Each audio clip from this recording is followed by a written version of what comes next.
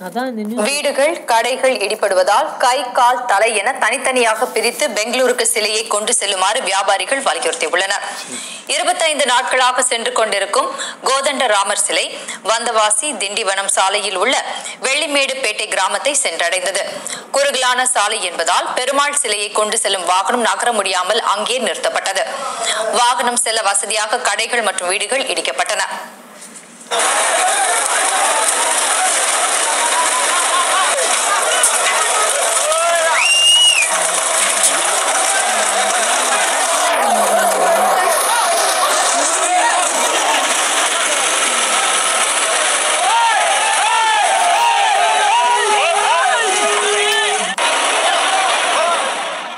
வீடுகள் கடைகள் இடிக்கப்பட்டதால் இருதரப்பிற்கும் இடையே வாக்குவாதம் ஏற்பட்டது. உரிய இழப்பீடு வழங்க கோரி கடை உரிமையாளர்கள் போராட்டத்தில் ஈடுபட்டனர். இந்த சிலை போகும் வழியை நிர்வாகத்தை சரியாக அளவெடுக்காமல் அவர்களுக்கு சௌகரியத்தை அளவெடுத்து இப்பொழுது பொதுமக்களை பாதிப்புக்குள்ளாகிறார்கள். ஒரு நண்பருடைய கடை முழுவதுமாக குமரிவிட்டது மற்றும் 4 கடையும் குமரிவிட்டது. இதற்கு தக்க பதில் சொல்ல வேண்டும் நிர்வாகத்தை.